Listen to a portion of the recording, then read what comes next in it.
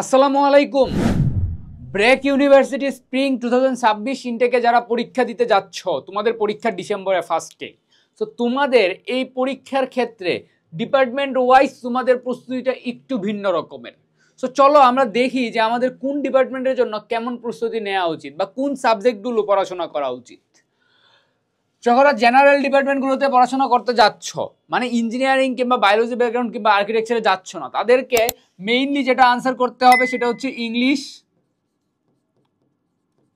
এবং হচ্ছে general math. এই ইংলিশে আবার কি আছে, গ্রামার,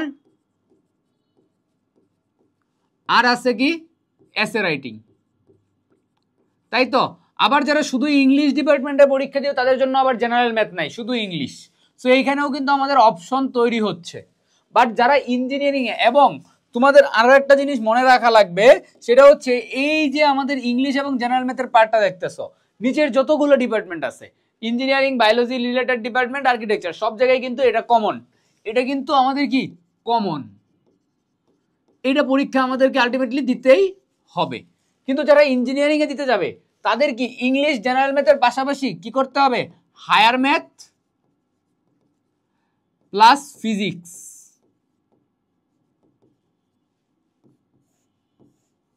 বায়োলজি রিলেটেড ডিপার্টমেন্টে গেলে কেমিস্ট্রি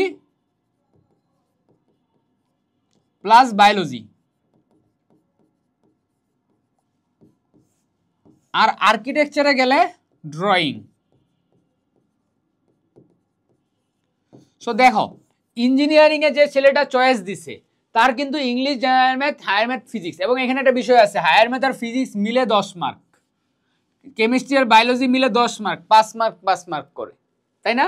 এটা তো আমরা জানি যে কেমিস্ট্রিতে 5 মার্ক, বায়োলজিতে 5 মার্ক, হায়ার ম্যাথে 5 মার্ক, ফিজিক্সে 5 মার্ক। সো এই যে যারা ইঞ্জিনিয়ারিং, যদি তোমার সাবজেক্ট লিস্টে থাকে শুধু engineering subject, English, general math, higher math, physics answer করে তোমার পরীক্ষা ডান। কিন্তু যদি তোমার সাবজেক্টটা থাকে বায়োলজি রিলেটেড ডিপার্টমেন্ট, ইঞ্জিনিয়ারিং এ কোথাও কিছু না থাকে, তাহলে English, general math, chemistry, biology. কিন্তু যদি তোমার সাবজেক্টে সিএসসিও আছে আবার বায়োটেকনোলজিও আছে, এখন আবার তোমাকে এই কম্প্যাক্ট এই দুইটাই আনসার করতে হবে। কারণ তোমার সাবজেক্ট চয়েসের উপর, যদি ইঞ্জিনিয়ারিং হয় ইঞ্জিনিয়ারিং, যদি বায়োলজি হয় বায়োলজি, কিন্তু যদি মিক্স সাবজেক্ট থাকে তখন আবার কি করতে হবে, সবগুলো আনসার করতে হবে। আর কারো যদি একটা সিএসসি, একটা হচ্ছে বায়োটেকনোলজি, আর একটা হচ্ছে আর্কিটেকচার, তাহলে এই সবগুলো আনসার করতে হবে। সো তুমি কোন ডিপার্টমেন্টে যাচ্ছ মোটামুটি আইডিয়া পেয়ে গেছো। ইঞ্জিনিয়ারিং এর জন্য হায়ার ম্যাথ, ফিজিক্স অ্যাড হবে, বায়োলজির কেমিস্ট্রি অ্যাড হবে, বায়োলজিক্যাল রিলেটেড ডিপার্টমেন্টে আর্কিটেকচার অ্যাড হবে ড্রয়িং, আর ইংলিশের জন্য ইংলিশ, অন্থ্রোপোলজির জন্য ইংলিশ, বিবি এর জন্য ইংলিশ, জেনারেল ম্যাথ। এই হচ্ছে গিয়ে সাবজেক্ট আউটলাইন। সো এইবার তুমি সাবজেক্ট আউটলাইন যখন পেয়ে গেছো, তুমি তো তোমার চয়েস লিস্ট জানো, 3টা সাবজেক্ট চয়েস লিস্টে দেওয়া যায়, 1, 2, 3। এই 3টা সাবজেক্ট আমরা চয়েস ডিপার্টমেন্ট আমরা চয়েস লিস্টে দিতে পারছি। তো তোমার চয়েস লিস্ট অনুযায়ী তোমাকে আলটিমেটলি চুজ করতে হবে তুমি কি কি পরীক্ষা দিচ্ছ। সেই পরীক্ষা দেওয়ার পরে তোমাকে সেই অনুযায়ী প্রবলেম সলভ স্টার্ট করতে হবে। টপিক জানা না থাকলে ক্লাস করে নিতে হবে, ক্লাস করে টপিকগুলো রিভিশন করতে হবে, রিভিশন করার পর এসে তারপর প্র্যাকটিস করে আমাদেরকে এক্সামের জন্য প্রিপেয়ার্ড হতে হবে।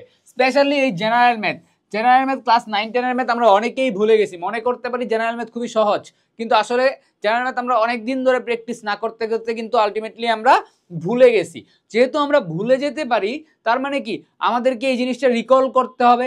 আমরা যখন রিকল করব তখন আমাদের আবার এটা মনে পড়ে যাবে। সো আলটিমেটলি আমাদেরকে একটা প্রিপারেশন নিতে হবে। সো ব্র্যাকের যারা সামনে পরীক্ষা দিবা, তোমাদের এই অল্প সময়টা নষ্ট না করে এনরোল করে ফেলো BRAC university spring 2026 future star program. এখন এই প্রোগ্রামটা কেন এনরোল করবা?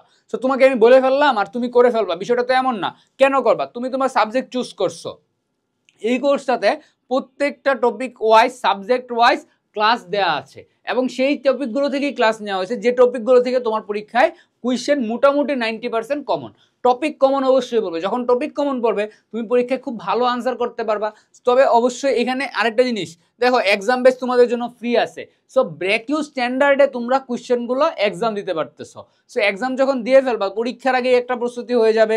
সো এইখানে তোমরা ক্লাসগুলো করে ফেলো, ক্লাসগুলো করে ফেলার পর এক্সাম দাও, বই নিয়ে প্র্যাকটিস করো, প্র্যাকটিস করে প্রিপেয়ার্ড হয়ে যাও, কারণ ব্র্যাক ইউনিভার্সিটিতে রিজেকশন অনেক বেশি, কারণ সিট লিমিটেশন দেখা যায় 4000 5000, পরীক্ষা দিচ্ছে 15000 20000। সো আলটিমেটলি ওই 10-15 হাজার স্টুডেন্ট এমনিতেই বাদ পড়ে। সো তুমি যদি ওই 10-15 হাজারের অংশ না হইতে চাও, 4-5 হাজারের মধ্যে একজন হইতে চাও, তাহলে আলটিমেটলি তোমাকে পরীক্ষায় ভালো করতে হবে। আর এই পরীক্ষায় ভালো করার পরে অবশ্যই তোমাকে কিন্তু তোমার টার্গেটেড ডিপার্টমেন্টে যেতে পারবা, এবং আরও ভালো করলে ডিরেক্ট ক্রেডিট কোর্স, এবং তার থেকেও ভালো করলে স্কলারশিপ পাওয়ার সুযোগ আছে। তাই অপরচুনিটিটা কাজে লাগাও এবং নিজেকে প্রস্তুত করে ফেলো।